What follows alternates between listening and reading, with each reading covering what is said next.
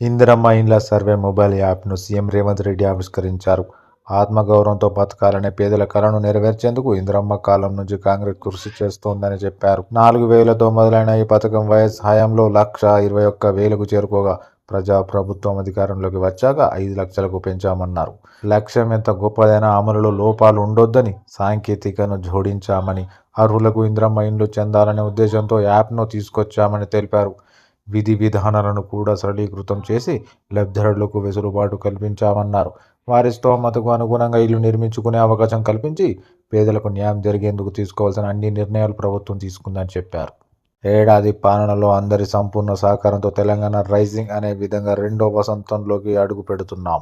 మొదటి ఏడాదిలో నియోజకవర్గానికి 3,500 చొప్పున 4.5 లక్షల ఇండ్లకు పరిపాలన అనుమతులు ఇచ్చాం. అత్యంత నిరుపేదలు మా మొదటి ప్రాధాన్యత. దళితులు, గిరిజనులు, వ్యవసాయ కూలీలు, పారిశుద్ధ్య కార్మికులు, దివ్యాంగులు, ట్రాన్స్జెండర్స్కు ప్రాధాన్యతగా తీసుకుంటాం. ఐటీడీఏ ప్రాంతాలను ప్రభుత్వం ప్రత్యేకంగా పరిగణిస్తుంది. వారి కోసం ప్రత్యేకంగా నిధులు విడుదల చేస్తాం. 2004 నుంచి 2014 వరకు 25 లక్షల 4,000 ఇందిరమ్మ ఇండ్లు కాంగ్రెస్ ప్రభుత్వం ఇచ్చింది. బీఆర్ఎస్ అసంపూర్తిగా వదిలేసిన డబుల్ బెడ్రూమ్ల కోసం మా ప్రభుత్వం 195 కోట్లు విడుదల చేశామన్నారు. ఈ యాప్లో ఇంటి పథకం కోసం దరఖాస్తు చేసుకున్న లబ్ధిదారులు ప్రస్తుతం నివసిస్తున్న ఇంటి స్వరూపం, కుటుంబ సభ్యుల వివరాలు, ఇంటి నిర్మాణానికి సంబంధించిన భూమి సహా పలు వివరాలను నమోదు చేయాల్సి ఉంటుంది.